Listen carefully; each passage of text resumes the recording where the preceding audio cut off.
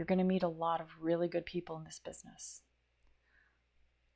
You're going to really find that you're somebody that that's creative. Something inside you says, I need to live a different life than most people. I'm going to be okay with being freelance. I'm going to rise up inside myself to find that work and develop myself so I can be useful and valuable in the entertainment industry. That's exactly how Anton is. That's exactly how I am. Now, were we that way when we started? When we started off? When we were both, everybody's doing different things. Like, I was a copier salesperson. That was not my dream. Which is how I was like, I got to change my life. But what do? Film industry? Forget it. What can I do there? But then, I saw somebody doing it, and I know you guys are already further along than where I was at that point, and then I was just like, oh my God, that's what I can do. And everybody, I would say a lot of people, unless you were born into it with a family, which is definitely a percentage of people, that their dads were DPs or cinematographers, or their moms were producers, or, actors, the famous actors. Those people were all born into it. And therefore, they've been around it their whole lives. They've been on sets and stuff. And so then, they meet other people. Hey, and how do they get their kids in? Do you know how? Production assistant. Yeah, of course. They're going to start them in the same job as everybody else. Everybody starts as production assistant. Now, the difference is how long do you stay a production assistant? That's a real big deal. Because first of all, most people cannot even get the production assistant jobs. Even the ones that get an MFA from film school cannot get those jobs. How do I know that? I get emails all the time. I got an MFA. Went to film school. I went to NYU. I went to Full Sail. And then they're like, and it's been 3 years. And I'm still working on my own projects. But I really would like to get in the professional industry at some point. And then I tell them, okay, you can do this program. And they're like, yeah, but I already paid for college. I'm like, okay, but what did it get you? Are you working? No. Okay, well, so they're like, but I don't want to learn how to get the work. I'm like, that's exactly what you need to, that is the only thing you need to learn how to do is get the frickin' work so you have a career. There's nothing more important because you'll learn everything else on set. Actually, you'll learn everything well on set. You know what I mean?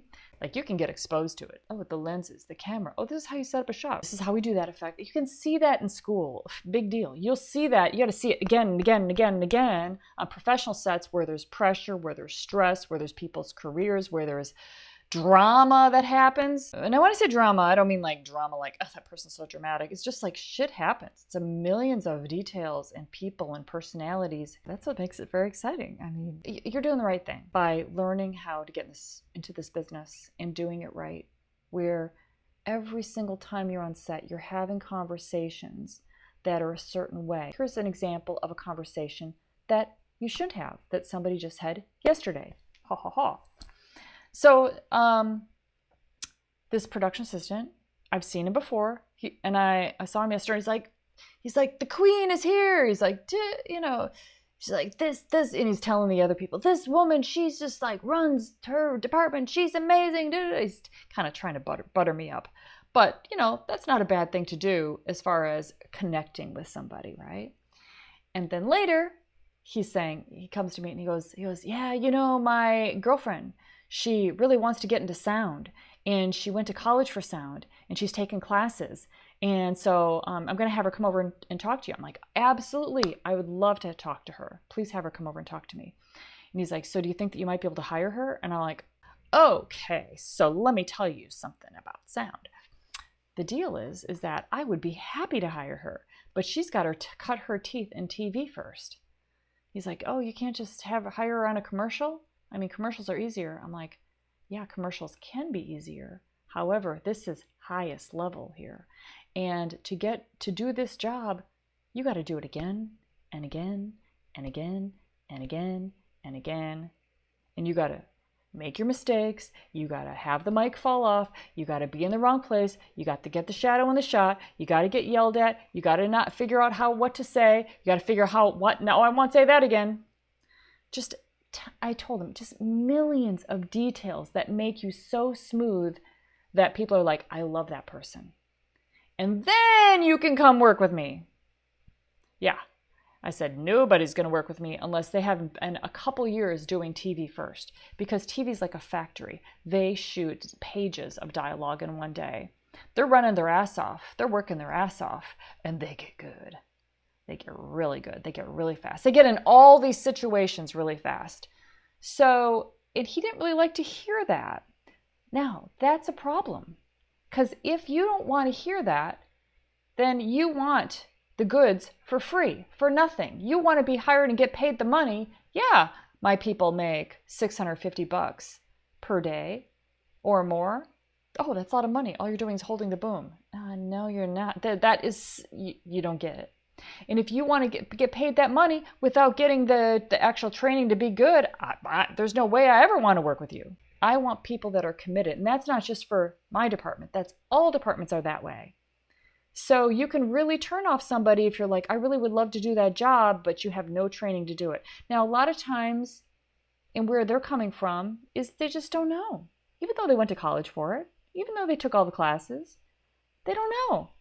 So they're like, well, couldn't I just start in that job? I would do the same thing. So I'm not saying, oh, they don't get it. I'm saying when you're starting, you just don't realize it. You don't realize it. So therefore, you can turn off people. The industry is so much all conversations, and you have to understand in order to connect with people right. Like this guy, you're like, what did he do wrong? He just said he wanted to work. He didn't do anything wrong. It's just that he doesn't understand. And he's in the business, and he's been working in the business. I've seen him on sets like maybe even a year ago. There's a lot that you will learn from me because I'm so fucking obsessed with this shit. Like, I'm always on something thinking about, oh boy, that's a good point. Oh boy, that person just screwed up. I got to tell everybody. And I get from my people, I'm like, tell me the mistakes you made, And that's where all the gold is. In these things you never considered. It's quite a career. It does take quite something to be able to move fast in it. It's easy to get stuck as a production assistant for 10 years. Easy. It takes something to be able to get out of that job into the other ones, but production assistant is how everybody starts. The key that we're doing in A-List is taking you from production assistant into these other jobs. Maybe as fast as 6 months. Oh, that's fucking fast. That's so fast. 6 months or 10 years? I think we'll go for 6 months. Remember, everybody starts in production. Everybody, the director, the producer, the production manager, sound mixer, the boom operator, the assistant camera, everybody, special effects person, actors, if they're smart, also start in production. Then they calm down because they understand production and they know everybody.